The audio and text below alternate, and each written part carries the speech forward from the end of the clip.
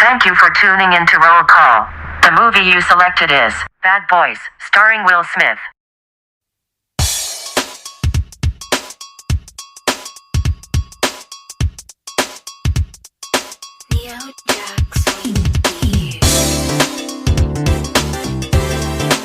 Hey, mother bitches! Welcome to Roll Call, the show where two childless millennials gush over movies and follow an actor's journey from their early years throughout their blockbuster hits. Because let's face it, we're all just chasing the power trip that you felt when you got a big bust of heroin as a narcotics cop. No. Oh, shit, that was a good one. But no, seriously, we're all just chasing that power trip that we felt when you got to pick out maybe Bad Boys for the weekend movie at Blockbuster. Do you think that, I mean, I know all Blockbuster stores eventually turned into other locations, like our hometown one, that turned into like an Anytime Fitness or like a, not a 24-hour, like a Fitness 19. And it's just like so sad because you see the skeletal layouts of what was once. I think ours is a dental place. Dentist office. What if they kept the carpet? And it was like a Blockbuster carpet? I mean, that would be dope. And then I think the other one, I'm pretty sure either it's where the boba place is now or Subway. So I'm pretty sure it's where the boba place is now. But yeah. My Hollywood Video is now a bank. And that is like a good layout, I guess. But anyways, we don't talk about her. We don't know Hollywood Video. This is a Blockbuster. Oh my God.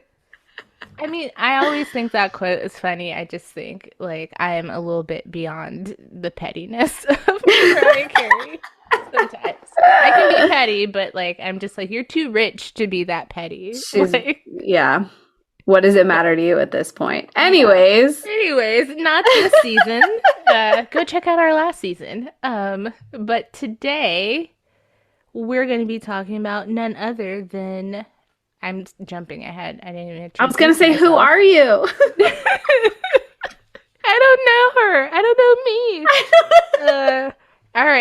All right, everybody. What's up? I'm Bria. Oh, I should have did like the Martin. What's up? I'm Bria, and this is for Willard Smith II. From now on, that's how you act. And I'm Simone, and someone needs to get me a pack of tropical bubble fruit, Bubblicious, and some Skittles. Stat. Tropical bubble fruit. I know, I fucked that one up. All right, try again. No, hey, that's staying. No, if you want to redo it, go ahead. Well, I was trying to look it up. So the tropical fruit Bubblicious, you can look up pictures of it. It's like the most pleasingly aesthetic, like neon pink, like 90s wrapping, and it had palm trees on it. And I don't know if they make that Bubblicious anymore. I feel like weirdly that's okay. Because I every now and again, like when I stop in the gas station, I get like big chunky bubble gum because I like to chew on stuff, but I really love to have like Bubblicious. And if I'm feeling fancy, I'll go, a fun flavor that's beyond the realm of a regular one. But I remember in the 90s, like that tropical one was if I wasn't honking on like the cotton candy flavored bubble yum that had like the punk duck on the front, then I was chewing on the tropical Bubblicious. So I loved that part of the movie. And speaking of which, Bria, what are we talking about today? In today's episode, we'll chat about Will Smith in the 1995 comedy crime cop drama, Bad Boys. Bad boys, bad boys. What you gonna do? What you gonna do when they come for you? I hope all the 90s kids are triggered by their parents watching Cops. So, Simone, let's take a trip back to April 1995. Let's do it. So, I was looking up, like, specifically events that happened in April, and it's not great news, but I feel like it is worth saying since historically this was a really big event that happened.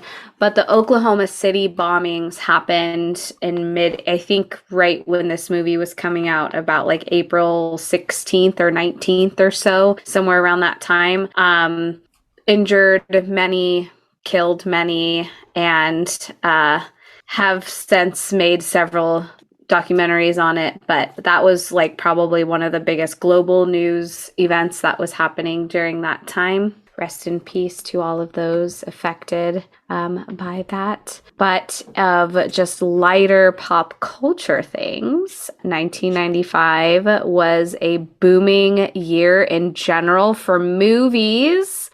We have Braveheart, like, kicked off the summer blockbuster movie season, starring Mel Gibson. We have Batman Forever, which opened in theaters on June 16th, and that introduced the bat nipples, and this was a real... I love that Batman. I know. It's so cheesy and nostalgic. It is. And now with this new Batman movie coming out with Robert Pattinson, like, it's so interesting to see all these different adaptations over the years. Yeah. And this one's still, like, serious and gritty. I really kind of want to go to the movies and see it, but... Me too. I think Kevin and I are considering going, but I really like the campiness. Like, it would be so funny if people ever went back and like did Batman again, but like in this like stupid, cheesy, comical way. Right? I feel like they should just kind of, well, not yet maybe, but like if they did that, like go at it as if like you're live actioning the cartoon series or something.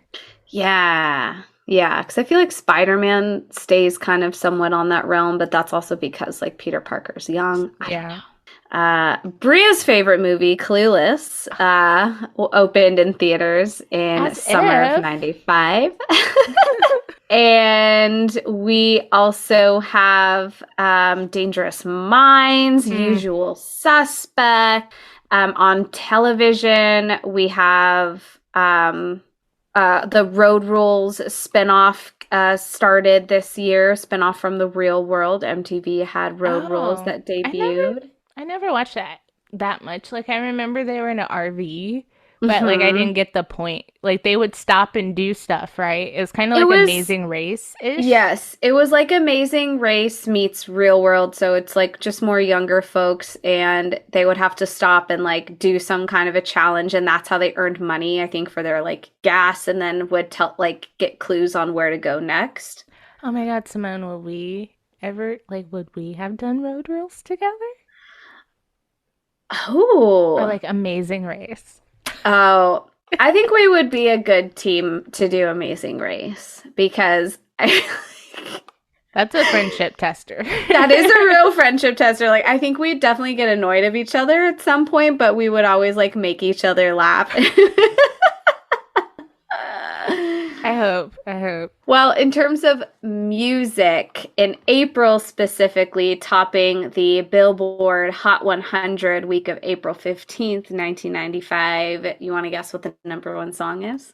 You know it for sure. I know it? Oh, yeah. I know lots of songs. I know. It's unfair. 95. We're out of Janet's Janet era, so it's not Janet, I'm assuming. Correct. Is it Mariah Carey? No, it is a man. It's a man. It's like a classic, like, party club song. This is how we do it. That's it! It was your white girl, like, raised the roof. And that's why I don't like that song anymore. It's parties so here on the west side. It's so overplayed. Yeah. Well, shout out to Montel Jordan. He has other good songs like Let's Ride and Something for the Honeys. Coming in number 2 on the Billboard, we have Red Light Special by TLC. I've been going on a TLC kind of, not deep dive, but like I rarely listen to like their full albums. And the Everything 90s podcast did an episode on TLC with R&B University podcast. And I was like, oh. So I was working out after work and I was like, let me put on some TLC. Great workout music. Okay. Not Red Light Special, unless you're Yeah. like doing like a pole dancing class. But but you know, like some of their early stuff, and you Yeah. know, No Scrubs gets you right in your millennial feels. Hell yeah. We also have Candy Rain by Soul for Real. Oh, a perfect song. Like you Yeah. can't play that and not like. That's also a very repeatable song. Like, let me run that back one more time. Take a Bow by Madonna. Runaway by Real McCoy. Freak Like Me by Adina Howard. Freak in the morning, freak in the evening. Strong Enough by Sheryl Crow. Big Papa by Notorious B.I.G. R.I.P. R.I.P. I Know by Dion Ferris. Creep by TLC. It's Baby. me again, and I'm back. Hell yeah. Baby by Brandy. You Gotta Be by Desiree. If You Love Me by Brownstone. Dear Mama by Tupac. The thing I love about 90s music is that it's so diverse. And I don't know, like there's just, I feel like when I think of 80s, I think of like very separated, diverse, you know, genres. Like, you know, obviously like hair metal and hip hop, the start of hip hop, pop, 80s pop music, and then like 80s like alt. I don't know what to call them, but like I'm thinking of bands like The Simple Minds or Tears for Fears and stuff. I don't know if they're pop. But I feel like the 90s, it was diverse, but it all kind of went together in like a weird way. Yeah. Like, every place had a home. Yeah, but like I feel like I would listen to all of those songs and not have a problem. Whereas I feel like now, like the Hot 100, there would be like, oh, I like some of these people. I don't know who these other people are, you know? Yes, like if all of those songs came on consistently, like or like consecutively on a playlist, it's like they're different from But each no other, skips. but no skips. Yeah, totally. I just want to, I'm sure we talked about this with Yes. J-Lo, but for the Black community, I know that OJ's trial was like, you know, I know everybody, it was appointment television, but it was like a big point of contention and always being like, so do you think he did? And then especially after Rodney King and the LA riots and stuff like that, it was like a weird dichotomy of like, he probably did that shit, but we need a win. Like, and so I just want to acknowledge that OJ's a piece of trash, and he should have went to jail. But unfortunately, the climate did not allow for us to see past like we might get one. Like, so, and rest in peace to Nicole Brown Simpson because she deserved better. Simone, I don't know if you're looking at the document, but so. Previously, I was trying to figure out, like, Black pop culture. How can I source this information? Because it's not just, like, someone is curating this, which is a crime. Yeah. And maybe I should do. I had previously looked at Jet Magazine and Ebony to see who's on the cover to get, like, a sense of, like, what we were talking about at that time. It just so happens that Will and Martin were on a cover of Jet. It was for May, not April. So I looked through that and I read the interview or the article. It wasn't really an interview. But so I'm looking through Jet and there's this Disney World. That's what made me gasp. Yeah. There's like this Disney World just for me, like sweepstakes thing. And my fellow Black people, you know, just for me is like the kitty perm. But the thing that made me pause was like, are they wearing kente cloth? Minnie and Mickey are in kente cloth. They look like the characters from Made in America that went into Whoopi's bookstore and got locked in. We're sorry for what We're so sorry.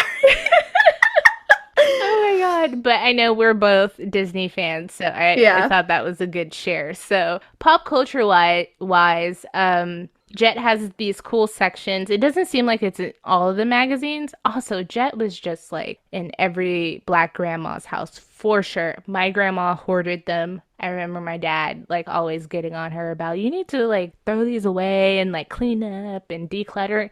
Now I wish I had them. So there's a section for television, saying like what, is coming on TV that stars, a lot of black stars. So one highlight was The Bodyguard was coming on a Sunday night on ABC.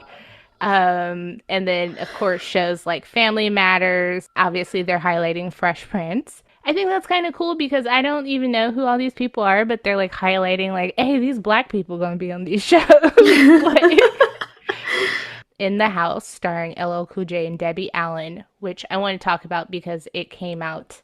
It started that year. They're on the April cover of Jet. So that is more aligned with, the movie coming out and stuff. And then more so cool, they have a top 20 albums. Oh. So it'll be interesting to see like how much that aligns with like the Hot 100 a little bit. So in the May one, it kind of lines up with April, but I'm just going to do May because Will and Martin are on the cover. But Me Against the World by Tupac is out, which Tupac was also on the cover of Vibe for April, I believe. And he was in jail, I believe. And he had just fought like his rape charge and got shot and all this stuff. So Me Against the World was like a huge thing to come out. And then aligning with the Billboard 100 also is From the Bottom to the Top, Brownstone, which has If You Love Me, Candy Rain by Soul For Real. Blackstreet came out, No Diggity, No Doubt, Baby. Mary J. Blige's My Life, Conversation Piece by Stevie Wonder, Yeah, in a Major Way by E40. And then Notorious B.I.G. Ready to Die, Higher Learning, which is the soundtrack. Kirk Franklin and the Family, which, oh my God, every black church and household ran that album to the ground. Every choir did some song, whether it was Melodies from Heaven or Silver and Gold. So that one was like, and Kirk Franklin like kind of revolutionized gospel because it sounded more mainstream than just like gospel, like it was more aligned with like R&B and hip hop a little bit. The Bad Boys soundtrack was the top album, which I'm kind of sad I didn't realize they had a soundtrack because could have listened to that and talked about it, but maybe we'll cram that into something else. Crazy Sexy Cool by TLC, which I think is just low, probably because it came out earlier at some point. So there's some newer albums. Do You Want to Ride by Adina Howard, which also was on the Billboard, and the Friday soundtrack. So I'm guessing Friday came out in 95. So that's probably like another big black movie. I think that's pretty cool. Yeah, that's awesome.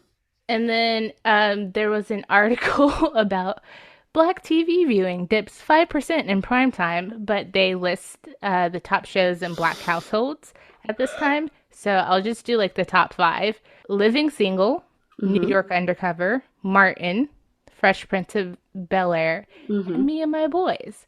Nice. So that really lines up well with our episode today because you have Martin's show on there and Will's. And last episode I talked about Living Single.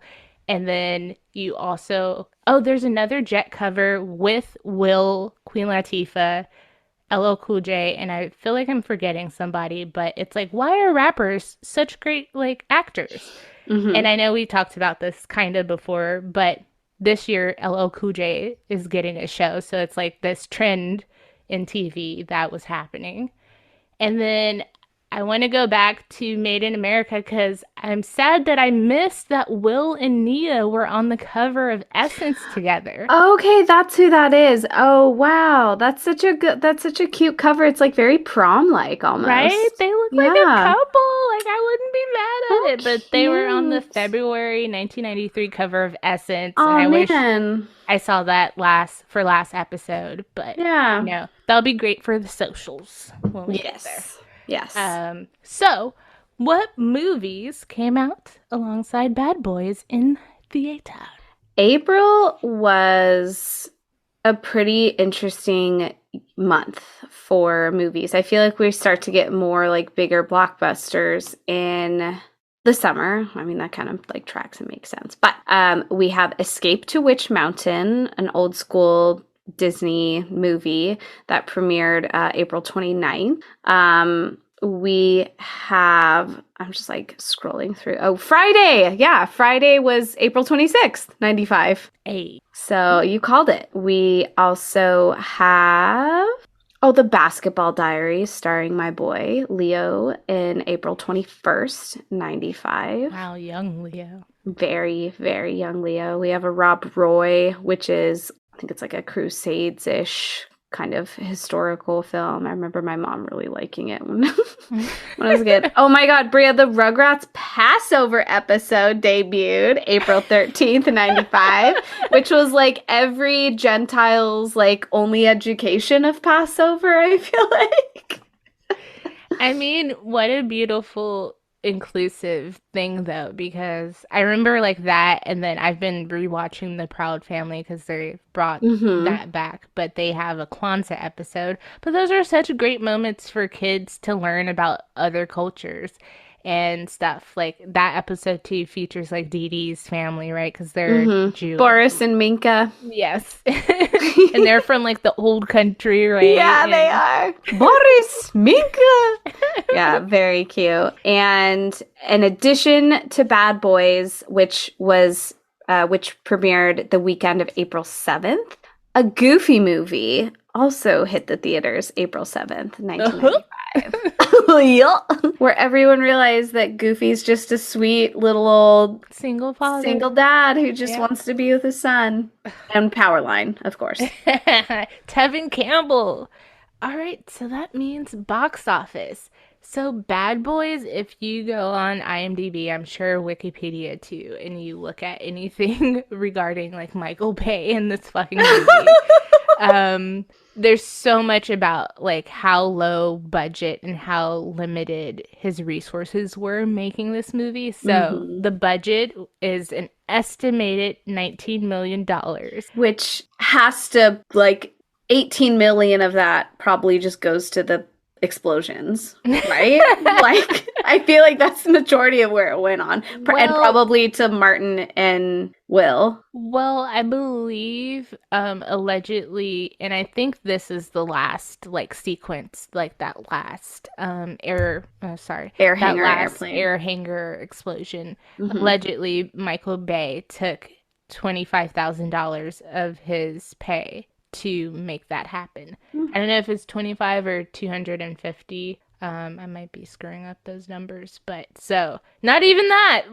Damn. Okay. All right. But I'm guessing probably shooting on location in Miami was expensive. The cars. The car. Oh my god, so many fun facts. The car was actually Michael Bay's. Oh my god, really? Right? Yes. Well, like Will's Porsche was Michael Bay's.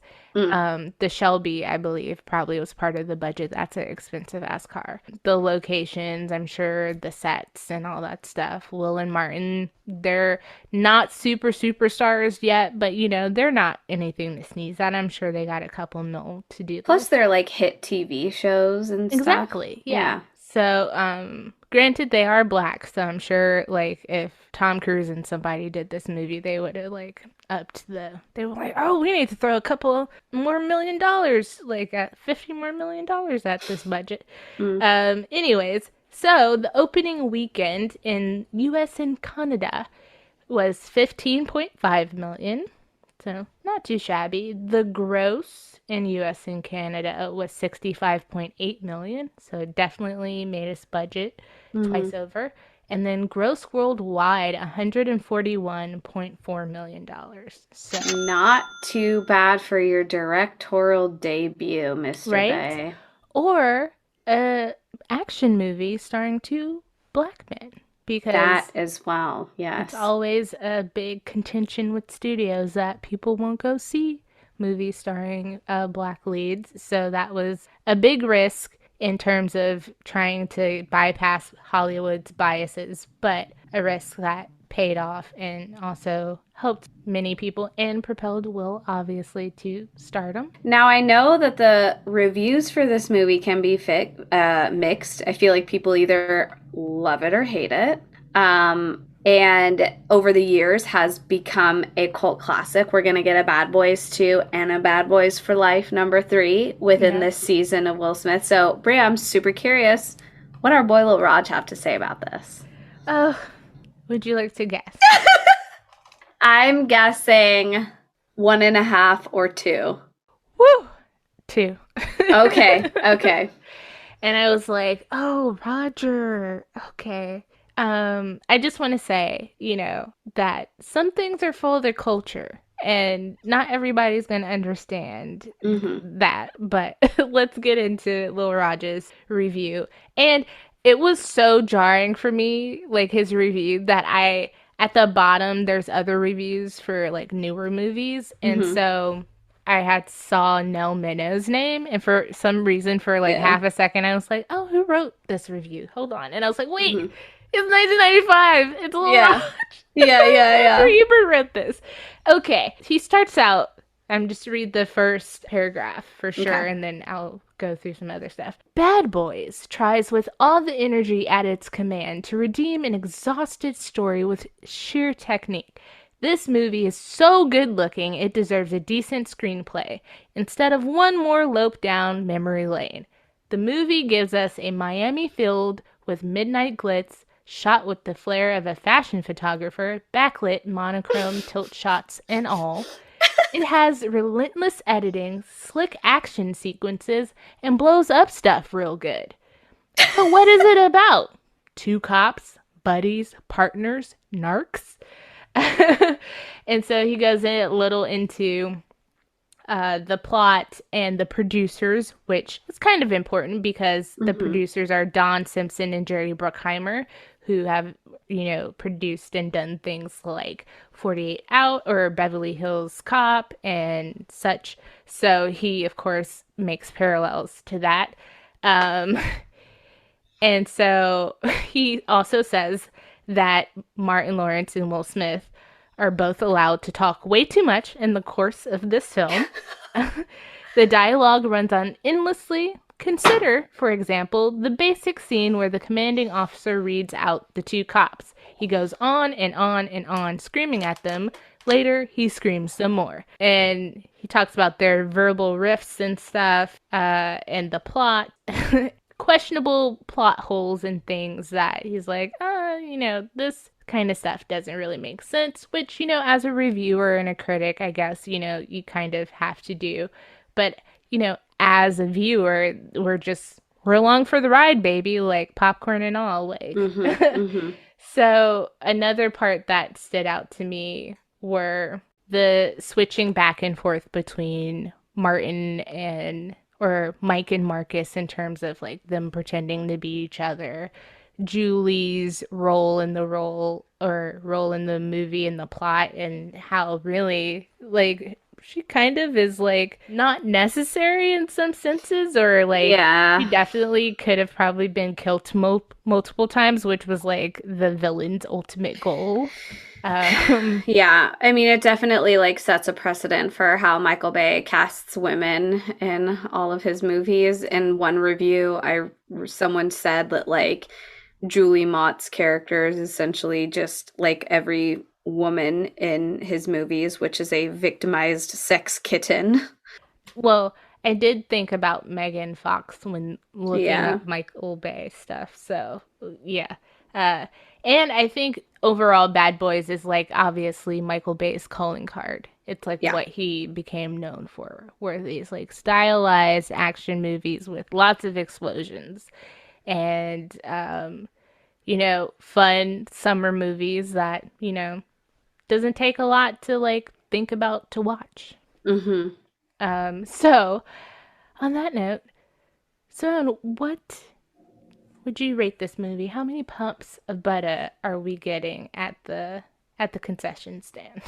I'm going jumbo popcorn just because I feel like that's what you get for a big blockbuster. I feel you're going to want a good tub of popcorn for an action film. But for me, on that tub of popcorn, I'm only going to do 2.5 pumps.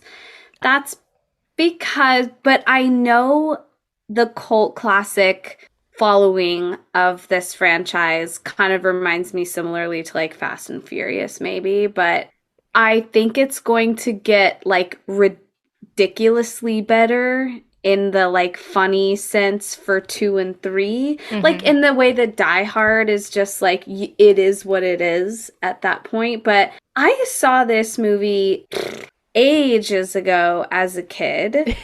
Ages ago. And then I don't in the late 1900s?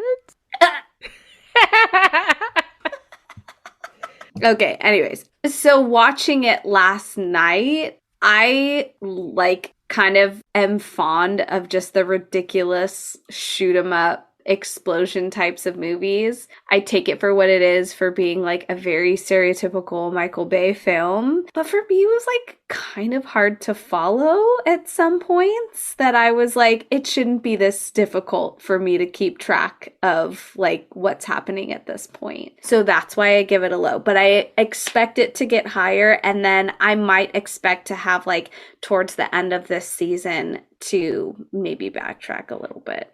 But in the moment, I'm giving it a 2.5. What about you? It is a journey. I think as you were talking, I was like, you know what? Honestly, I would probably, if I was honest, like an overall score, considering all things, I would say 2.5, because I feel like Michael Bay warrants it like less a half. But I feel like the culture of it, and like the precedent it sets and stuff, and like the stardom that it propels Will towards and Martin, deserves 3 stars. And I feel like their performances, nothing was wrong in that aspect. And considering the budget issues and stuff and the lack of resources that this movie had, like for them to pull this off, script.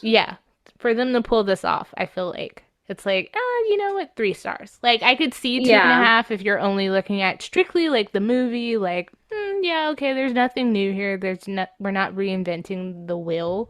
But at the same time, I feel like culturally so much has happened since this movie that it deserves 3.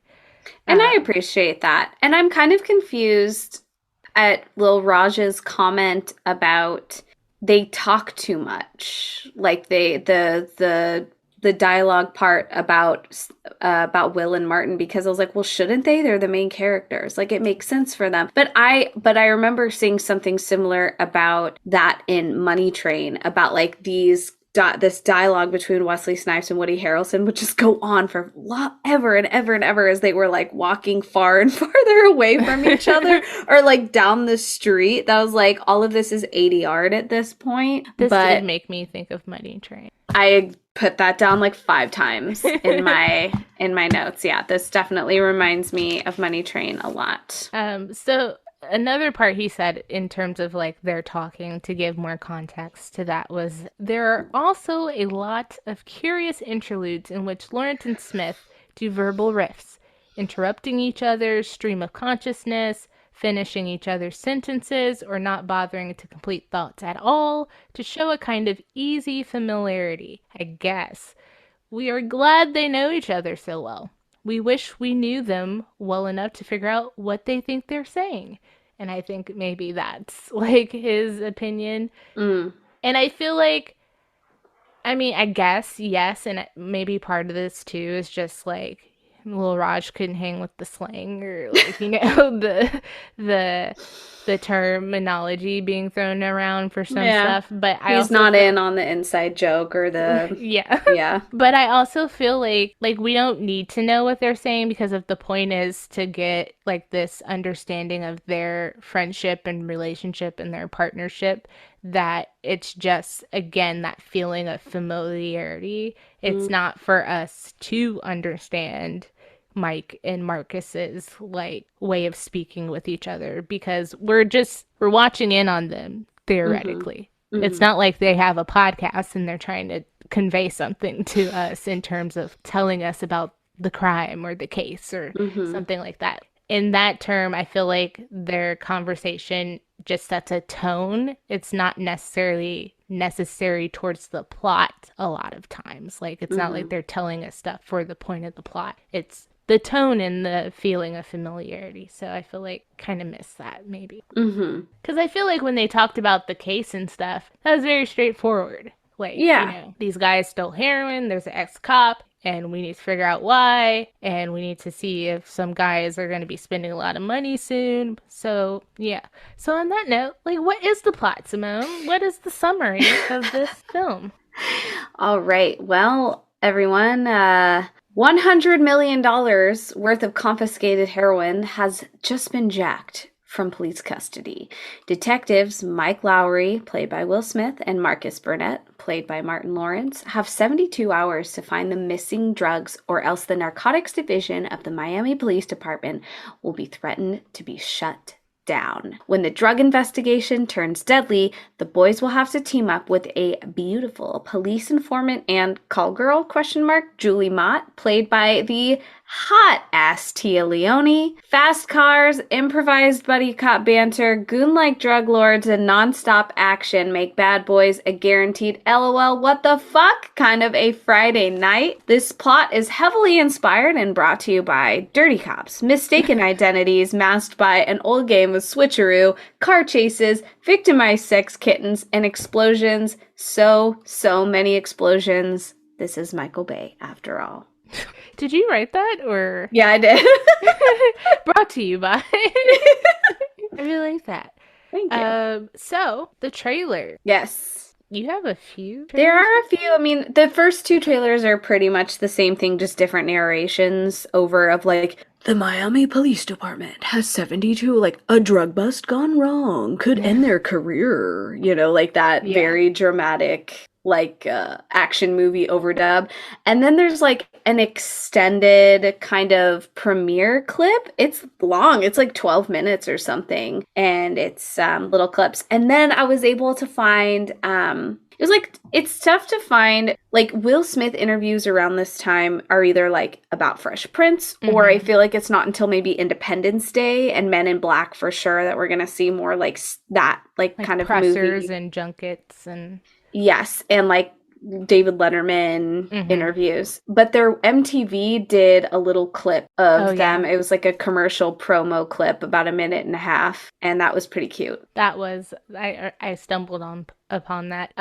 They were on Jay Leno together, I believe. Okay. They were on a late night talk show together. I just unfortunately can't find it. And I believe it was Jay Leno. It's the Tonight Show. And I tried to look on NBC to see, like, you know, they have every fucking episode of SNL available online. But if you want to watch an old talk show, I guess not. So it made me, like, so far, it's made me grateful the fact that surprisingly so much stuff for JLo was available. And we got lucky. That's a testament to, like, JLo fans recording stuff and then uploading it to the internet and stuff like that. I don't know, Will Smith fans, I guess. They're not that diligent. Will Smith, you need to curate your own YouTube channel with, like, all your stuff. So make this easier for us. Yes. That was a cute clip. And it, again, showcased their chemistry and their camaraderie. They also were on the cover of Vibe magazine together, which I wish I could have, like, looked through it like I was able to look through Jet. But it is not archived on the internet. There are some Vibes available, so I know there's one in 1998 with Will on the cover that is actually scanned, so I'm like, yes, okay, we got something.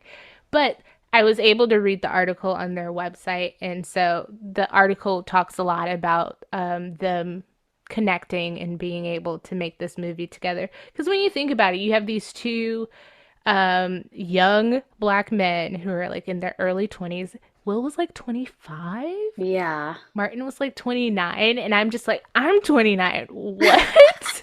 Like, they still seem like so much older than me in this movie. And, you know, young, black, rich. And they could have very well been very headstrong, you know, making this movie together. I'm sure they both have egos. And they both could have been, you know, headbutting and whatnot. But they really, really got along. And Martin is the reason why Will made it to this movie. Yeah. He had been attached once they decided to move ahead with the movie. It originally was going to star John Lovitz, and Dana Carvey. Yeah, I read that too. And then they went to Vegas to like look at the script or like had a meeting about it, and they're like, no. I Yeah, I could think, not imagine this movie not being Will Smith and Martin Lawrence. right? Well, it was going to be way different if it was. Right. Totally. But like, yeah, I wonder how well that movie would have done. I don't think it would have done that well. I'm glad they didn't, because that was when, SNL in the 90s tried to Like do Wayne's all of World the and Wayne's World, Conehead, Superstar. Blues Brothers, or that was like 80s, but Yeah. But yeah, it wouldn't have had the same effect. Yeah, it would have been whatever. But yeah. But so one part of the Vibe interview is one thing I found interesting. So apparently it was kind of hard to get them together for this interview. So it was, I guess Will was very accommodating, but it was really hard to get Martin like with his schedule. So I thought that was like an interesting contrast of them.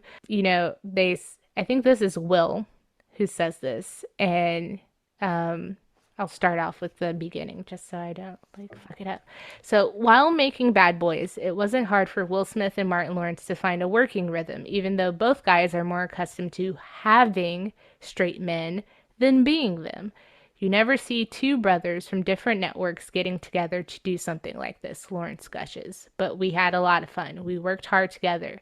Since both of us have comic timing on the sitcoms, we knew it was just a matter of getting together and finding out how we complemented each other. That's the beauty of working with another comic, agrees Smith. You go in the morning and you have no clue what's about to happen. I'm used to changing lines on my show, and he does the same thing. It was like a tennis match. He would say something, then I'd pass a line right back. And it's funny too that they say that, because this script was so bad that it needed rewrites. But they only gave like Michael Bay $10,000 to do that. And he's like, I don't know what you get with $10,000, but it's not great. Yeah. So, he kind of just like let them improvise a lot of stuff. Yes, which is impressive. And I think that's probably why Roger Ebert was not able to follow along.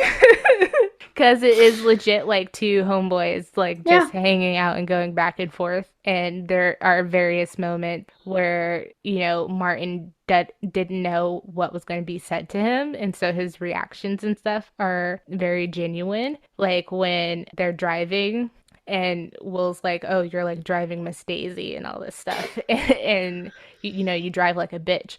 And then he's like, well, I guess I'll just, pull this motherfucker over and we'll be like two bitches in the sea or whatever, because they're going across the bridge.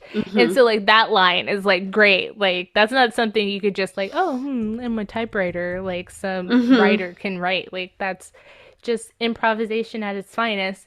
And then when Tea Leoni asks if Marcus is gay because of all the pictures of Mike, and I guess he didn't know that was going to happen. And so his reaction and response is like genuine.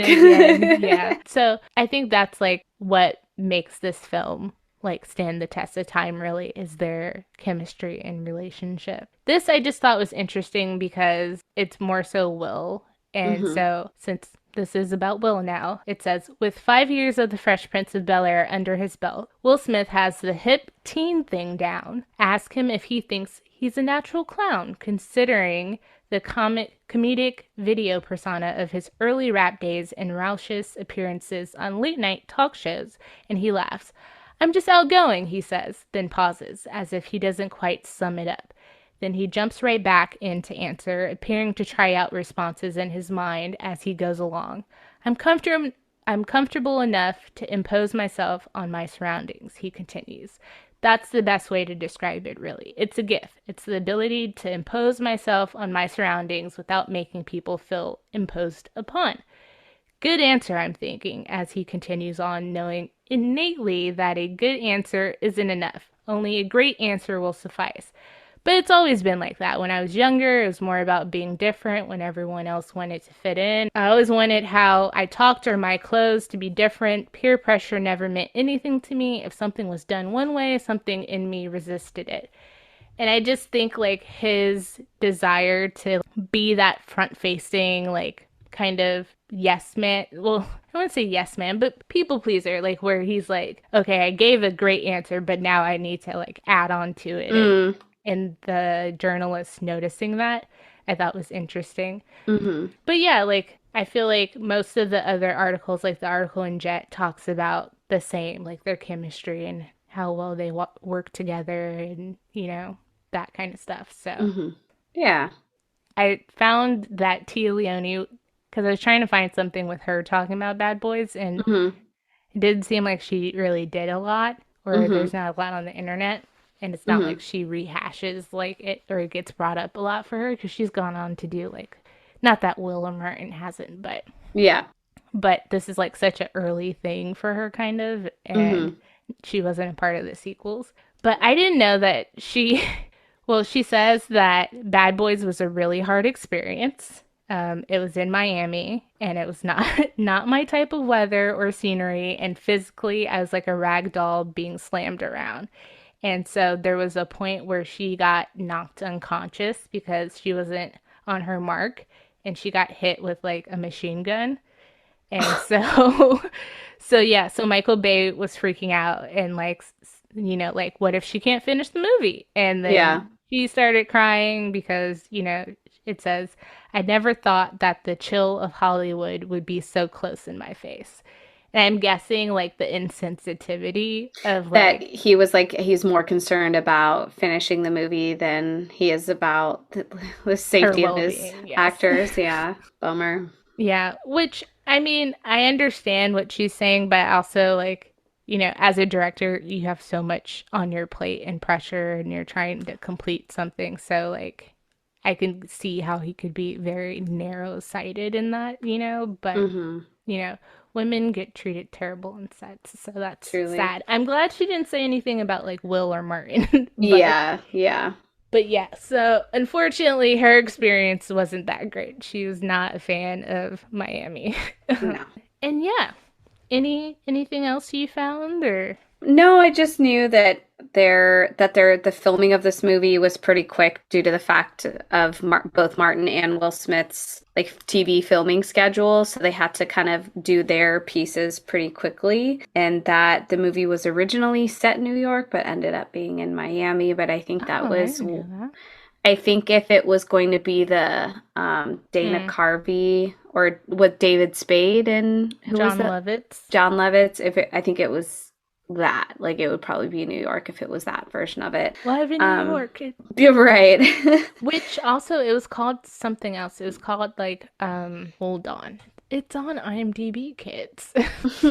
And while you're looking that up, and speaking of which, if you're following this IMDb journey with us and you watch this movie and you have IMDb pulled up, IMDb kind of fucked me a little bit with this movie because the order in which they listed their actors were sometimes in like order of appearance, or like Will Smith is first, but Martin Lawrence is like way at the bottom.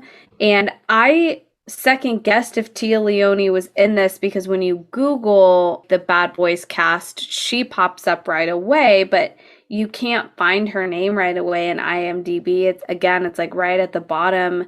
And so sometimes you associate, okay, if their name's at the bottom, it's because their like role was shorter or smaller than other people. But I just like it played with my head because I wrote down the cast first before I started watching the movie so that I can like not have my computer open when I was watching. But yeah, I was a little taken aback. And I also loved the trailer. It's the sparks, the effects, the drama. It's like every crime drama 90s trailer. We've seen it all before. The like suspense. The suspense, it's very formulaic. I feel like if anyone needed a definition or a visual definition of a 1990s like action trailer, this would be a prime example. Yeah, and they had like some of the good like one-liners or things in there, but not too much to like where it's like, oh, like, sometimes trailers give away like the funny parts and you're like, oh, those were the only funny things in this movie. And there's so much more besides like what they did choose to put in the trailer. So it's not like disappointing in that regard. So it was originally for Dana Carvey and John Lovitz. It was going to be called Bulletproof Hearts. So Oh yeah, I saw that. yeah, not that great. Also, speaking of casting, let's get into the cast. But some other names that were possibly thrown around were Wesley Snipes. Yes, which there's a line. It was like Will's first line when they got pulled over by those crime junkies. He was like, I didn't know Wesley Snipes. I was like, I see what you did there. And then also Arsenio Hall was could have been Mike Lowry. And he turned it down, and he has said, you know, that's one of my biggest regrets. But then I believe he has also been like, you know, yeah, I wish I made it, or I could have made a different choice, but I'm where I'm supposed to be, one of those things. So, I can't imagine him in this movie, but either. Yeah, I could see Wesley in this. Definitely. Yeah, Arsenio, no.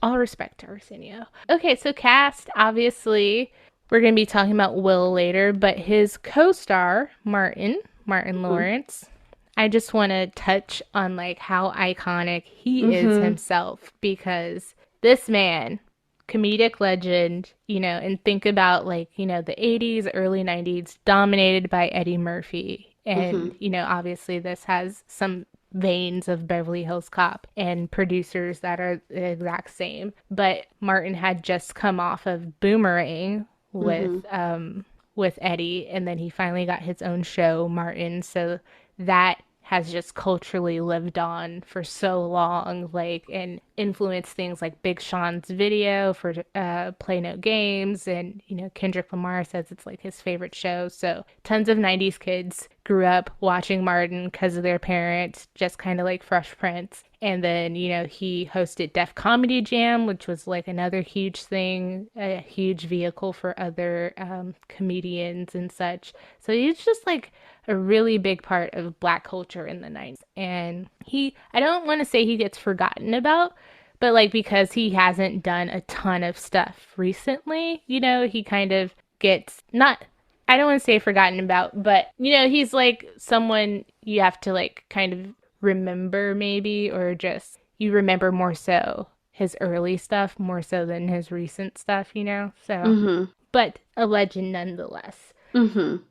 Tea Leoni in this, such like a 90s like dream girl, like her outfits, her hair, her jewelry, just and she's like kind of like unrecognizable in some way, like because I think she's naturally blonde, and in this movie she has that like chop bob black wig. Yeah, so I don't know, I knew it was her. I feel like at some point not too long ago, as I got older, like I was like, oh shit, she's done this other stuff.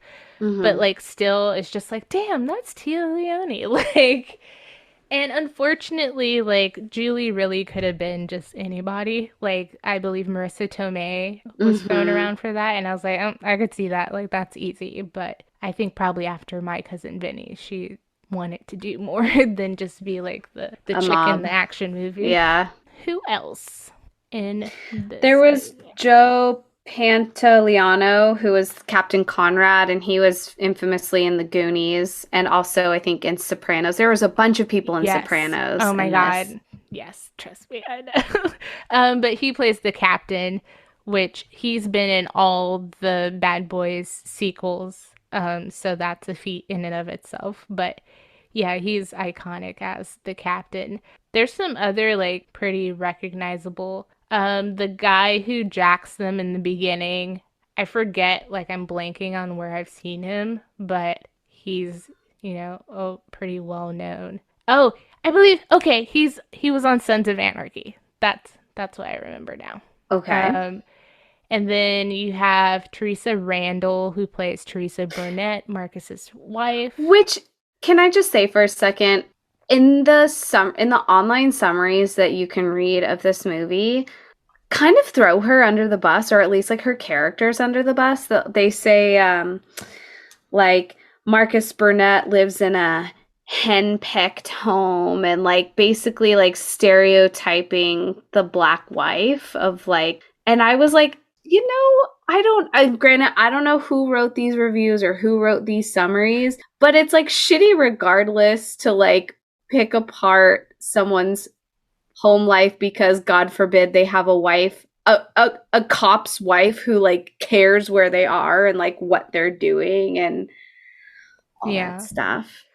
I mean, I think we'll talk about Theresa, but I Okay. feel like they didn't do any favors the way they wrote her, you know? I Yeah. feel like as a cop's wife, you know what you sign up for in some senses, or Mm. like what that life is going to be like, and there's sacrifices there. So the fact that the whole time she was complaining about like quality time and you're home late and all this stuff, it's like, bruh, he's a cop. Like, that's part of that, right? Like, I mean, Mm-hmm. not to say that you can't complain, but there has to be some like understanding there as well. Like, because again, that's his job. Like, what do you want him to do? Like, do you want him to get Mm-hmm. another job? Because that's a Mm-hmm. different conversation, right? So I feel like they didn't do her any justice in that regard. Um, but also, you have again Sopranos Michael Imperioli. He plays Mm-hmm. JoJo, which I had never noticed before. And I was like, "Oh shit, that's Chris!" Like, and he's so like much younger. And I was like, Mm-hmm. "Oh, he's all like kind of baby faced a little bit still." You have Marge Helgenberger from CSI fame, who played Yes. Catherine on CSI, which I had never noticed her. She's Mm-hmm. the internal affairs lady who's like Mm-hmm. threatening to shut them down. And her 90s haircut like threw me. I was like, oh, wait. Yeah.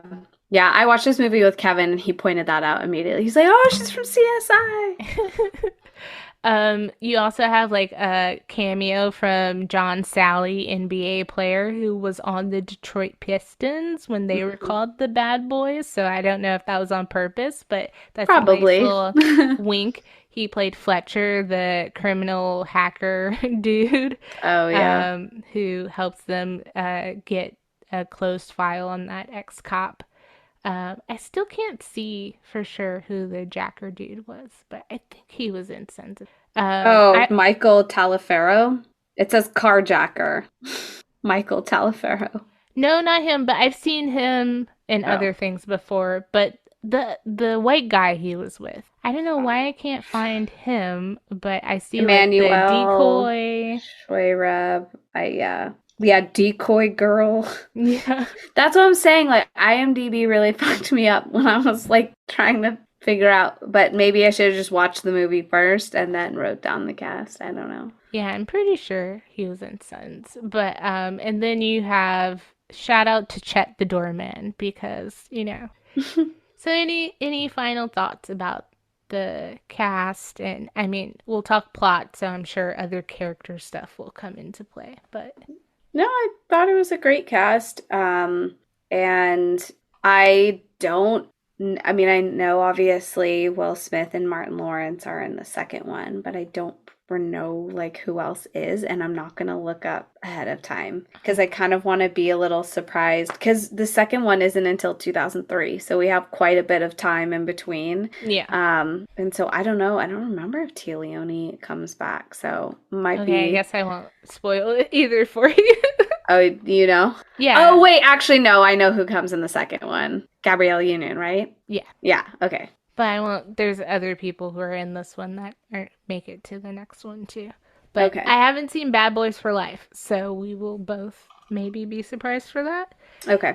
All right. So, how does Will Smith's role of Mike Lowry hold up today? What were we impressed by? What were we thinking?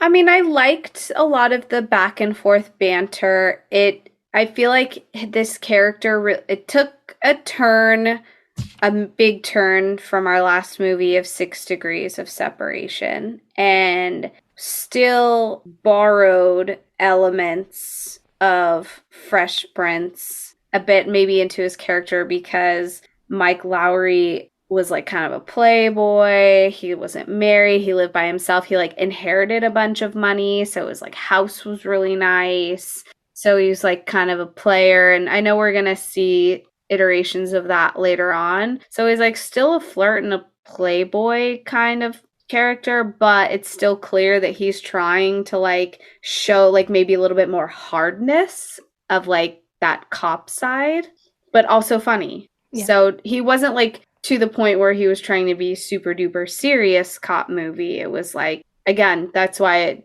I thought so much about Money Train, because there were those like serious moments that Snipes and Harrelson had, but then there were also those like super goofy, funny ones because they were like foster brothers or something, right? So yes, which is like a worse plot point than these two like switching lives for however long. Yeah. See, I don't want to say I disagree, but I think that for most people that Fresh Prince, at least for me, like I think Will Smith's very attractive. I think when I look back at like young teenage Will Smith, like that is a young man that I would have been like, oh my God, he's so cute.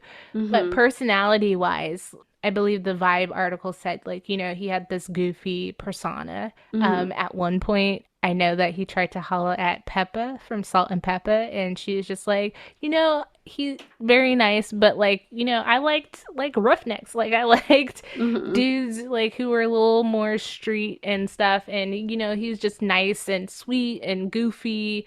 And so I feel like Fresh Prince and his rap persona were more so like this fun, like the class clown, and that's what Will was in his life. The class clown, the guy always cracking jokes, you know, who dressed differently, as he said. You know, he didn't want to fit in. He wanted to be different from everyone. In his memoir, he talks about everyone else got probably like Schwinns, you know, like banana seat Schwinns in the neighborhood, and he was like, I wanted this chopper bike that was different, and like everyone was clowning him for it, but he's like, nah, like it was fly. Or he had this cowboy boot phase, like he was like that kind, he was that kid. And so I feel like Fresh Prince continued that in a bit. Like, yeah, he's cooler and more street wise than Carlton, but at the same time he's like still silly and whatnot, and he has like these crazy loud clothes. And I feel like by this movie, like this is like when Will Smith gets a little sexy. Okay. It's yes. like, oh, wait. Yes. Come on. There was some like open shirt, like running away from the flames. Yes. And Michael Bay, him and Michael Bay argued about that. Yeah. I don't know if you saw that. But so that was a point of really kind of, I feel like if that part wasn't in, if he just had on the shirt and it wasn't open, that is such an iconic part of this movie, and it really screams movie star. Like it's just like It's mesmerizing in that movie star way where you're like, oh man, like look at him out here acting like. So again, like I just feel like he was sexier in this movie in a way like he hadn't been in anything else before. And I'm guessing more people saw this than 6 Degrees, you know? So I feel like his tone in this movie, even though it's comedic and it's not like super duper serious, I feel like he is acting in this movie in comparison to so far what we've gotten, and obviously different from a sitcom. So I feel like this elevated him and made him like really like more adult, like the Fresh Prince grew up, sort of. Yes. And I totally don't disagree with you there. I felt like it's not going to be to that caliber of seriousness that we will see, but that also is not the tone of this movie at all. In fact, this movie, Kevin said this as well, but like all of the like sad guitar overlay music, like the filler music that they have, it's like very much, again, Money Train, Lethal Weapon, and getting too old for this shit. Even I was gonna say Where the Day Takes You with the Melissa Etheridge. Just Melissa. Well, there was also like vocals in that. Like this one. So the Mark Mancina.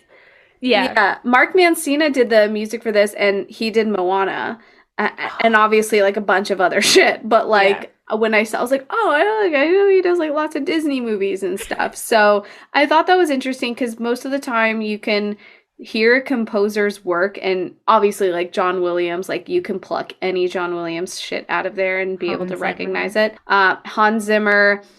James Horner, who did Titanic and a bunch of other action films, Danny Elfman, I don't know, whatever. I'm just naming musical composers. But yeah, I feel like it was interesting. I don't know, I'm sure he has composed other action films, but this is like the kind of like cheesiness part of like 90s films that drives me crazy. It was that constant need to have a musical background or accompaniment when it didn't really call for it. You know what else it reminded me of? And I feel like this is a very 90s thing too, was like police procedurals. And like in that list of TV shows that were popping in black households, New York Undercover was a big show. And I feel like this had that feel to it too. Like, where it was just like these things happening at the same time. That was like, oh my God, these are like, this was popping. But you know, to think like yesterday, I didn't feel that great. I had a migraine. So, you know what I did? I laid down and watched some SVU and like shows like that. NYPD Blue, you know, those procedurals that kind of have like those like very, again, serious tonal scores at moments. Bump, bump. Yes. Do we need the bump bump? But it adds a little.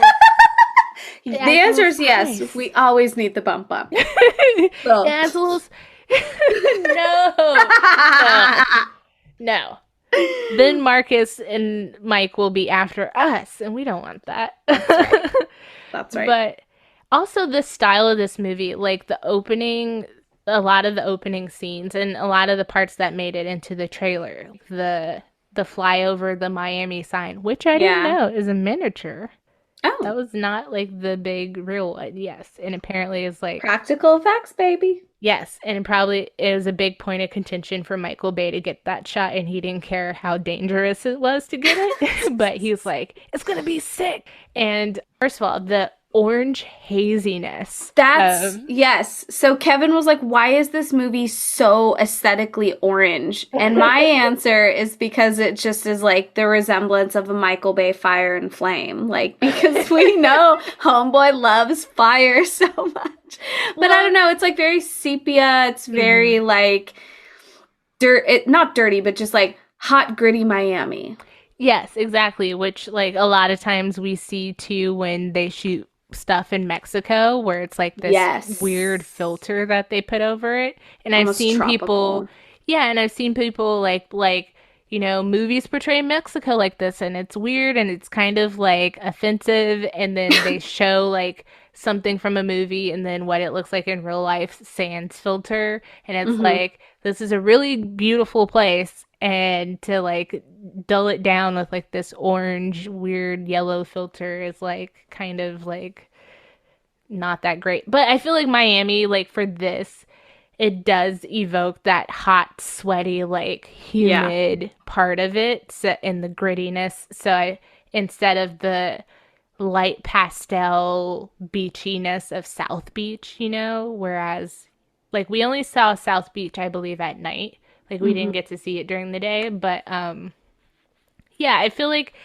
the style, the cinematography of it it's like the beginning of the Michael Bay like signature. Yes. Yes. So I thought that was great. Other parts about Will's performance that, I mean, I think his comedic timing is just, he's not a comedian technically, you know, but like his comedic timing is so underrated. He's really good with like the rat-a-tat. Yeah, for that to not be his wheelhouse of having done stand-up or improv or something, for him to be able to tap into that so effortlessly, I think is really one of his biggest attributes as an actor. And Martin did a lot of stand-up, right? Yeah, that's how he got discovered. He was on Star Search. Right, okay. Yeah, I didn't know that, but he was on Star Search, and I think that's kind of how he got discovered. And then he was on a TV show, and then he was in House Party, and then he was in Boomerang, and then he got his own show, and he did Def Comedy Jam. But yeah, which is pretty standard for, I mean, look at the Jerry Seinfelds, the Jay Leno's, you know, all those people who did stand up, Tim Allen, and, you know, parlayed that into like acting in some sort. So, but for Will to like have been a rapper and gotten into acting and be as funny as he is and have that timing is, you know, I don't think it's talked about enough.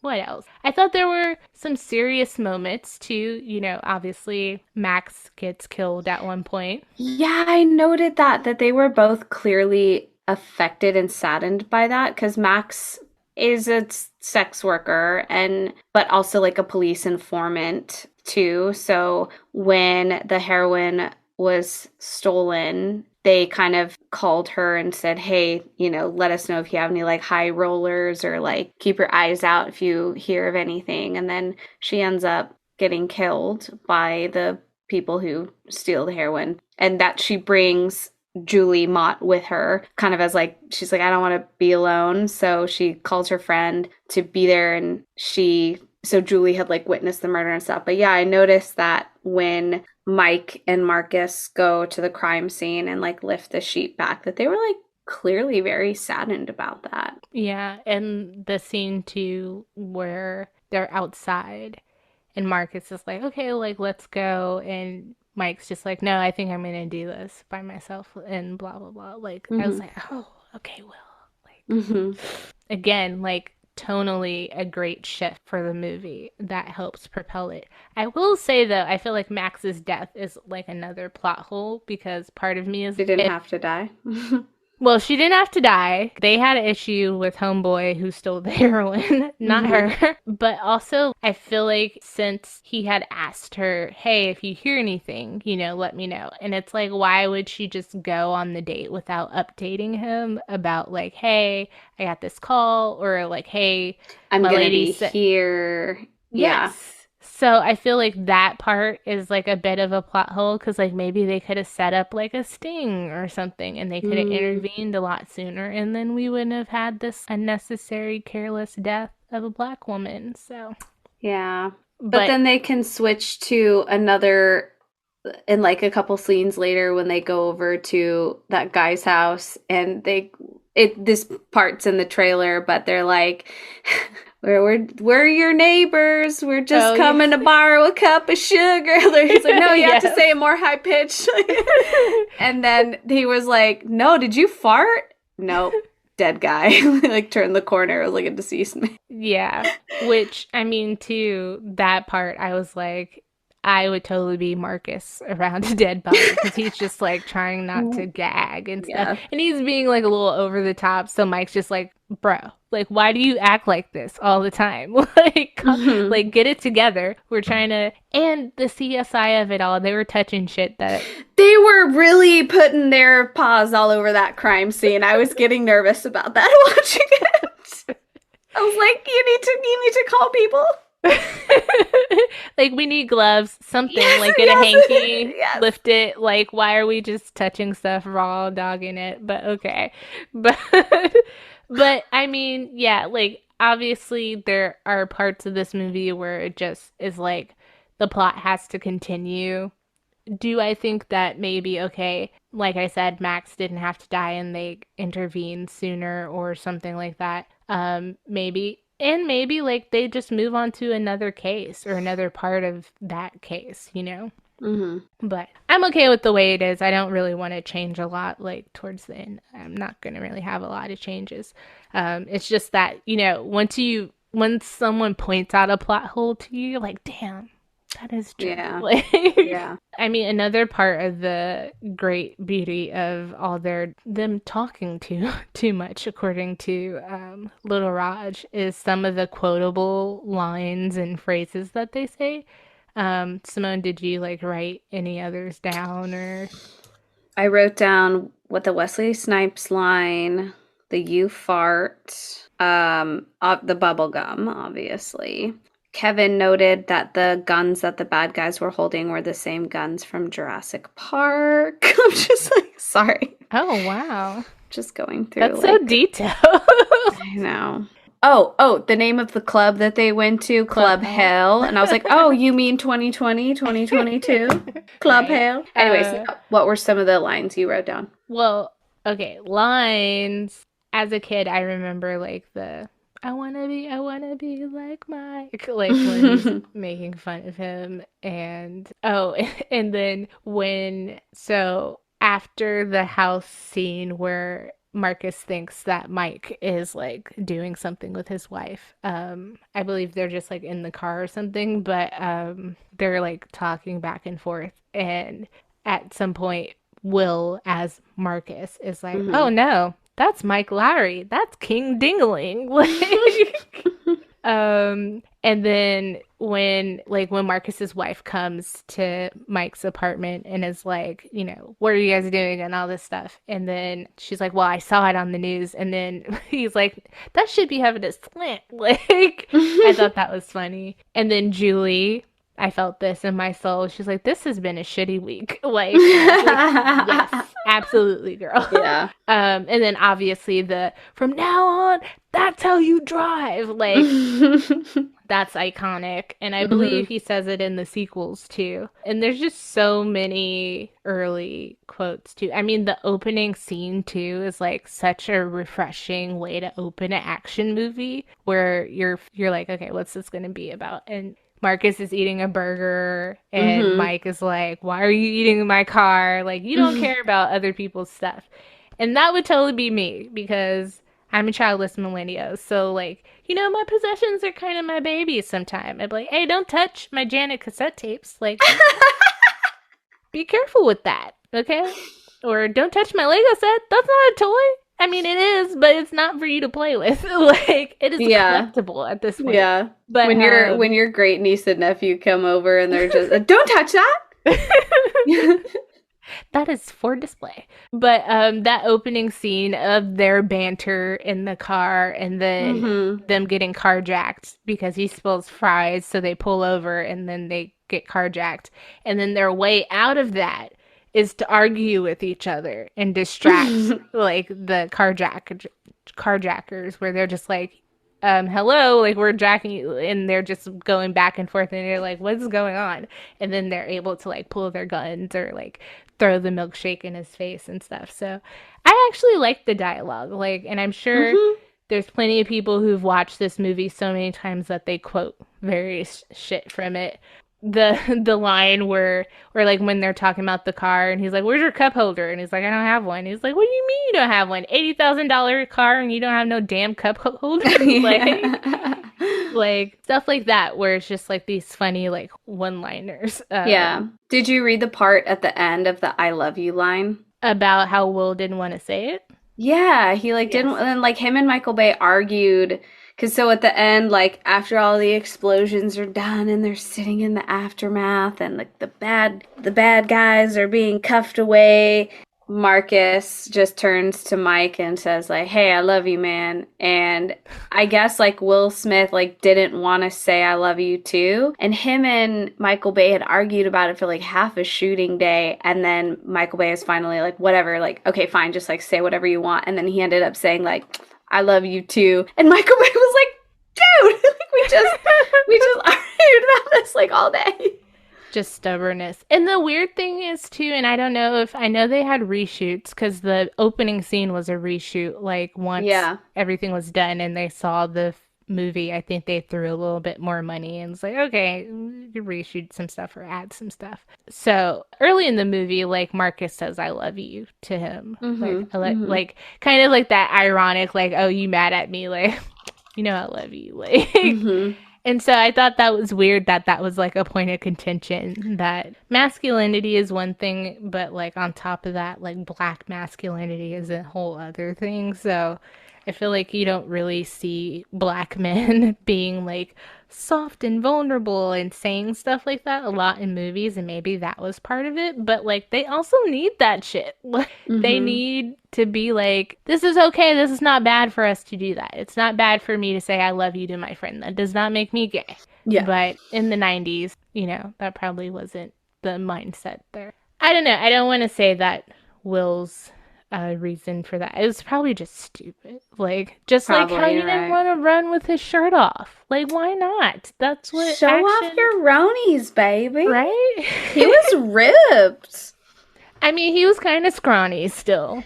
And so is Martin. Like, I'm looking at that picture behind you, and I always forget, like, how tiny Martin Lawrence is. Like, he's not Kevin Hart short, but he's a tiny guy. Yeah.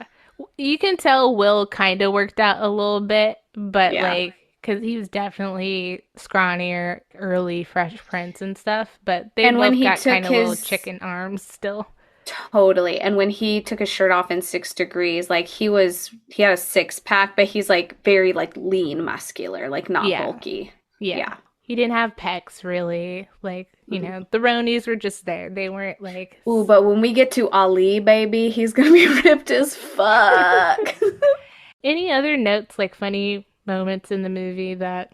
I don't know. I guess now that we're like talking more about it, I still feel like I don't take back my 2.5 pumps.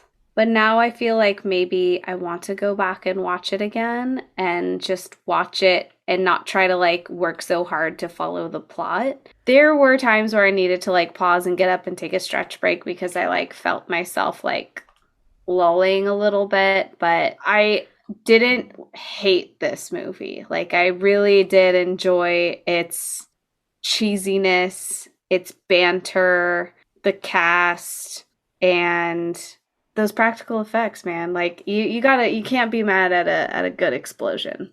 Yeah. Well, don't feel bad. I feel like I kind of wish I like drank and watched this because it would have been funner.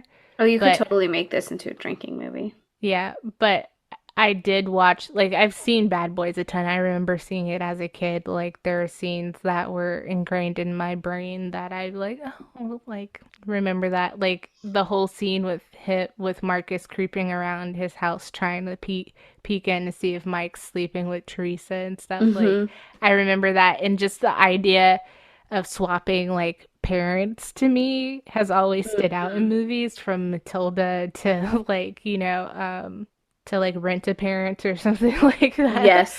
Where it's just like, I could get a new dad, like, or I could get another mom, and like, you know.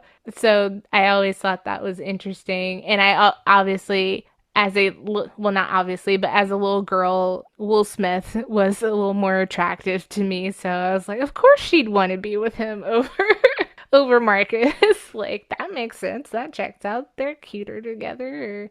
I'd want him to be my dad, but he don't want to be a dad. Anyways, there was also Mike goes over Marcus's house in the morning, and his family, you know, is having breakfast and stuff. But one of his kids, James, is rollerblading around the house. Oh, yeah. And I was like, oh my God, such a mood. Like, yes.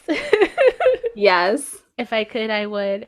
And I also noted too that I feel like, so when Marcus is pretending to be Mike and brings Julie back to his apartment, he's like fumbling around. He's like, let me find a light switch, and then the kitchen. And so the fact that he doesn't know Mike's apartment very well. Yeah, I thought that was kind of funny. Yeah, and I feel like that, and I don't know if I'm just looking too deep into this for the sake of talking about it on the podcast, but I feel like that's an interesting insight into maybe their relationship. Like, maybe, yeah, they're partners and whatnot, and they're pretty tight, but they're also not very well, like, into each other's personal life too much, like spending time outside of work. Yeah, I mean, when Mike comes over in the morning, the kids call him Uncle Mike, and his wife Theresa was kind of like, don't kiss me, I don't know where your mouth has been, because she knows he's also like a player. But I wonder if like that's not reciprocated, if it's more of like Mike keeping his distance, of like, no, you don't have to come over to my house. Well, yeah, I think I'm trying to get at that. Like, I feel like Mike is more comfortable going over Marcus's house and being involved in his life in that way, but it's not really the inverse, where Marcus is like, let me get away from the wife and kids and come watch the game or something with you, or something like that. Because I feel like if I had to pretend to live in your house, I'd be like, oh yeah, like, it wouldn't be that hard for me to like point around and stuff. Now, I don't know where all your light switches are, but I think also... But light switches are kind of like an easy thing to figure out. Also, my house is not very complicated, and it looks like Will Smith's apartment was very like open concept, had a lot of floor space. Yeah. Had, you know, so. Also, when he goes and Julie's dogs are just like running amok in his apartment, and he's like, who's this? And it's just all on the leather, on the couch. Yeah. Yes. Like, and then she's like, oh yeah, he's had like nervous diarrhea, and he's just like, okay. Or like something like there's a stain on the carpet. It's like, oh, and she's like, oh yeah, he got sick, and it's like, oh wow. I mean, you know, Mike's better than me because if that was me, I'd be pissed. Like, and trying to convey like how unhappy he is with like the situation going on in his apartment, but he can't say it really because he's not himself. Yeah. I thought that whole dynamic of the apartments and him going over his house but not really knowing his was kind of like, oh wow. Do you ever wonder, like, why? I know it was like their captain who was just like, oh no, you gotta be him. Like, you gotta be Mike. You gotta be Mike in order for them to like earn Julie's trust. But you don't think that he could have picked up the phone and been like, Mike's not here, but this is his partner. Like, this is Marcus. Like, we work together. What can I do to help you? Even though, like, Maxine had given Julie Mike's name in particular. Yeah. I just was a little like, why did they have to keep that gimmick up for so long? I also think that's a point of like a lot of the comedy part of the movie because of this whole like me pretending to be you, like the whole picture thing was kind of funny, but also a little homophobic as well for the 90s because she's like, oh, why do you have all these pictures of this dude? And he's like, oh, that's my partner. And that's for every time you saved my life. I was like, oh, okay, well, I thought he was your lover. He's like, oh, no, like, I'm not gay. He's like, did you feel the dents in the bed? And I was like, well, the dents in the bed could still be from being gay and, like, having sex with men. So that's not really, he's like, I'd be putting it down, you know, because I'm Mike Lowry. Like, but yeah, so I feel like that was a point of a lot of like, and again, like Marcus thinking, oh, and I love this scene too where Theresa calls Mike and it's like, oh, what time are you going to be home and stuff. And so Marcus is getting like all jealous and stuff. And then she hangs up, but Mike pretends she's still on the line and he's like, so what you wearing? And then Marcus gets all upset. He's like, she hung up. Like, I always thought that was funny. So, like, without that kind of dumb but kind of funny story plot device, like, then you wouldn't have those moments. And Marcus going to his house and them wrestling around in the yard. And the drug guys who are, you know, watching his house are like, are they about to shoot each other? Like they're gonna do our job for us. Great. I do want to talk about, which for male actors, it's not usually a huge point of contention, but like their wardrobe. Oh, yeah. It was, yeah, fun. I kind of liked that they weren't in, and maybe because they do like undercover stuff more, but they weren't in like traditional police uniforms. I liked their like black tank top, baby doll tee, kind of, not baby doll tee, but just, yeah, like a really muscle like shirt. It's a muscle shirt, like not turtleneck, but Mock it's like neck. up, mock neck, up higher, and everything just felt, it was like very tight and form fitting. I liked it. Yeah, I believe the scenes after Mike is at their house that morning, they're like, Marcus is in a maroon outfit with like a vest, and then Mike is in like this nice blue suit. So like I was like, oh, I love these outfits on them. And then obviously, I think is this them? He has some maroon pants here, but The studded belt. I mean, right? He was on Ellen, and she had showed this picture, and then they were like, oh my God, like, we're so young and stuff, and just like, oh my God, that belt. And he was like, oh, yeah. Also, they made gun holsters look amazing. Yeah, they did.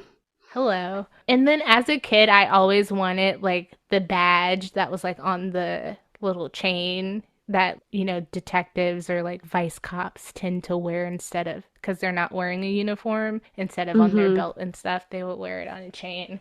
I remember as a kid, like playing cop and like trying to string like my little fake badge on like, you know, a dog tag chain or something like that. But Mike's character is, you know, this rich kid. So like a lot of his outfits are very high high end. And so Marcus, since he's pretending to be him, wears one of his silk shirts. And I thought that was funny because it was like another thing where he's like, yo, you're just in my shit and you ain't got no respect for my stuff. And so yeah, I thought that was funny. It's like, oh yeah, I figured, if I'm gonna pretend to be like Micah, I might as well dress like him. So There you go. I did say that I think that in particular, like movies with black cops, if this was made today, like this kind of policing is funny, but in real life, like we'd be like defund the Miami narcotics. Oh, definitely. They have to play that like fast and loose hard cop. I mean, isn't that kind of why it's called Bad Boys, that they're like hard cops? I thought it was because of the song, because it was related to cops, but I don't think they're bad cops necessarily, but they definitely toe the line with a lot of stuff. And I think that's realistic because you see that, and you've seen that in other shows where it's like, we're fighting this losing battle against the war on drugs or whatever. So like if we just have to fudge this just a little bit so we get some kind of win, or like that we're not walking away with nothing from this case or something, then who am I? In J-Lo's show Shades of Blue, she's a shady cop who's like trying to protect the neighborhood, but it's doing it by kind of any means necessary and very shady dealings. The Wire, things like that, where it's just like it's hard to, I think with more context in these decades, it's hard to like root for stuff like that sometimes. But it's interesting to see with cops because we always see shows with drug dealers and stuff or criminals where it's like, not that you sympathize with them, but you get like a little bit of their side and you're like, oh yeah, I mean, circumstances and whatnot. I put a picture of the VHS, like the back of the VHS of Bad Boys in our document if you want to look at that. Are you trying to get me to buy the VHS? No, I just want you to see. Don't do this to me. For collage purposes, it's like a good collage of pics. It's a good collage of movie moments. Also, it was so dumb of Julie to shoot in that club. Like, it was so dumb. I was just like so half-sided. Like, you're just so angry and mad. And then now we've got like a whole commotion thing going on. But yeah, you're right. This is a nice little collage. Oh, and then the back says, for comedy and thrills, Lawrence and Smith. Oh man, where'd it go? Sorry. I'm sorry. I just copied and pasted a new picture. I'm sorry. Peter Travers from Rolling Stone says, for comedy and thrills, Lawrence and Smith are a dream team. So he disagreed with Lil Raj. Gary Thompson, Philadelphia Daily News, Will Smith hometown, laughs and explosions. Laughs and explosions. That's my favorite part. Martin Lawrence and Will Smith prove why Bad Boys finished first in this hit action comedy about two tough cops who heat up the streets of Miami. Wow, Bad Boys finish first. I mean, because good guys finish last. That's right. This looks like a VHS, like the clippy kind of case, Like I can hear the sound. Like the yes. Kind of case. The other one was like the cardboard slidey kind. Yeah. I put 2 more pictures up there as well. There's lots of fun ones. So many options. And I will say there's like pretty iconic imagery of them from this movie, like the cover of this one with all of them in the car and they're in the police vest. The scene towards the end where they get up and they're all sweaty and the camera's like swirling them. Of course, Will's chase scene and stuff. There's some like, oh man, that's like, ooh, like I've seen this image burned into my head before kind of moments of stuff. Do you have a snack or a cocktail that you would pair with this movie? My snack is, so it would have been one or two things. In the opening scene, Marcus is eating this juicy ass burger. So like I want to say that. But I also want to point out the scene where he's going through mugshots with Julie and he's eating a bologna sandwich. And she's like, all that flesh. And he's like, what? And she like fucks up his whole meal. And then he's like, what about the pickle? Can I eat that? And then she's like, I mean, I guess it just has like a lot of salt in it. So he dips it in his soda of all things and like is like washing it off of the salt. But it would either be that burger or the bologna sandwich in the pickle. Cocktail wise, I mean, I feel like there has to be like some kind of Club Hell drink, like, and it needs to be on fire. That mine is very gasoline and fire inspired. Ooh, and it can come in like one of those ether barrels. That's it! A little souvenir cup. So I know you probably looked up a drink. So like, what's your... Yes. So this one's called Midnight Oil. I was looking to see if there was one that was inspired by like kerosene or something, but it's I know. So essentially in Midnight Oil, especially because I'm on my work computer too. So great job. Kerosene inspired cocktails. And then the district's now looking like, oh, she's looking at shirtless Will Smith or like bad boys outfits. Like, what is Miss Yamshan up to? So in the Midnight Oil, it is a coffee liqueur, kind of a cocktail, which I also thought goes good too, because we always like stereotype cops drink like a ton of coffee, especially if you're like a detective. So this one has Mount Grey Black Barrel Rum, Domaine de Canton ginger liquor, Gaffard Banane Brazil liquor, which I'm guessing is like a banana liqueur, Stumptown cold brew coffee, vanilla extract, and then you could do a bruleed banana slice if you really want to. Fancy. But I liked it just because it was called the Midnight Oil. We got that like oil explosion connection, and then the coffee piece because cops love coffee. Coffee and donuts, baby. Mm-hmm. Did you have a snack? No, I didn't. And for the record, I made an oven pizza last night, and I was in it too. But wait, did you make yours? Well, I kind of did. Like, I had those Bobalicious, like, pre-made crusts that someone gave me. Okay. Mary, never gonna listen to this, from work.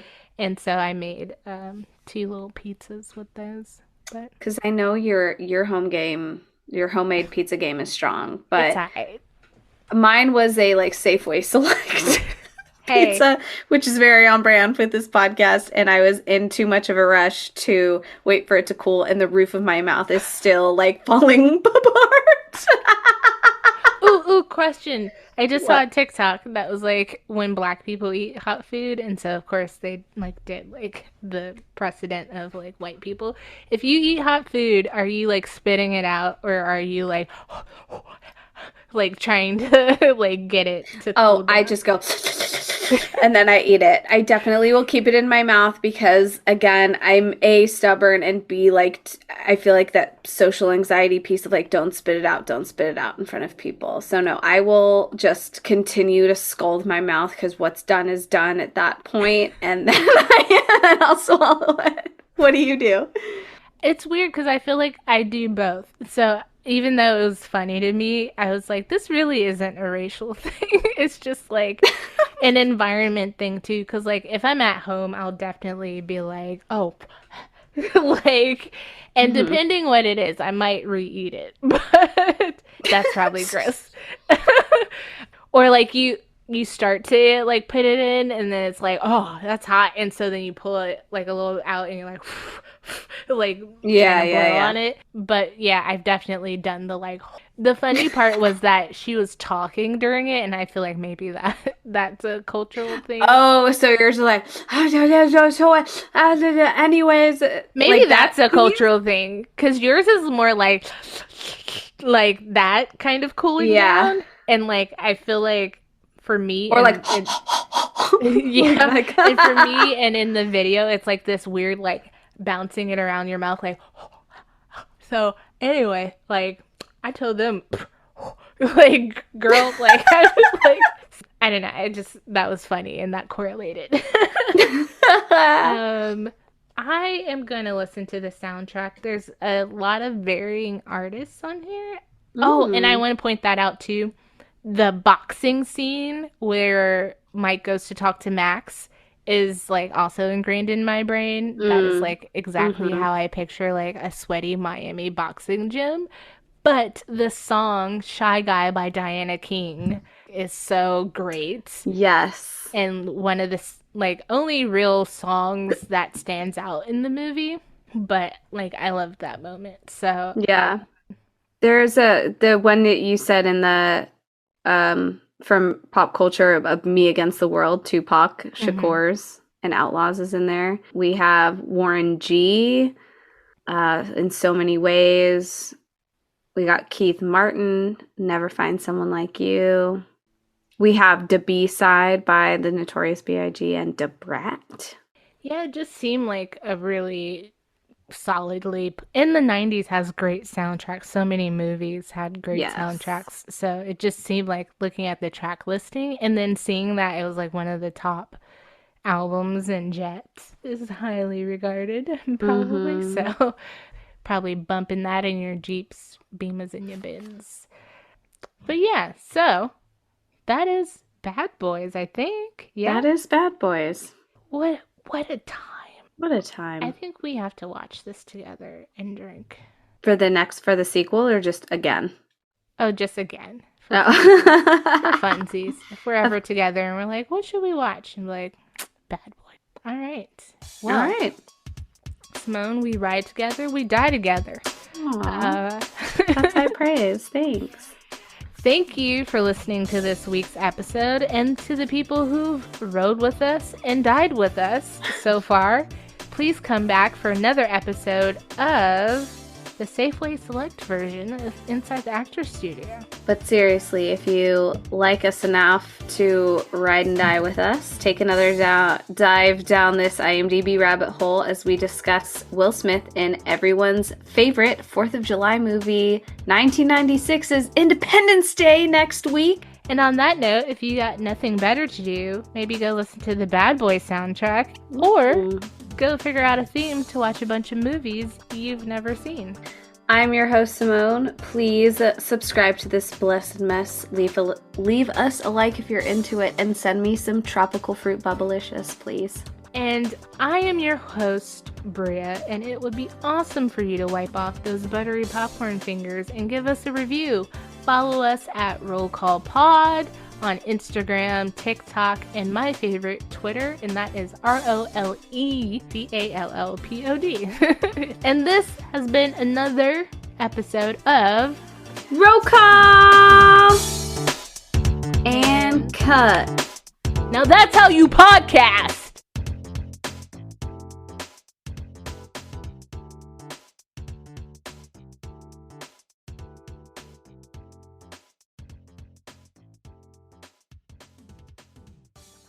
Hey, I love you. I don't want to say it. No, I love you too. You better. Or else we're going to have to bring this up in podcast therapy next week. Our podcast, like, anonymous support group. We should start one. We probably need one.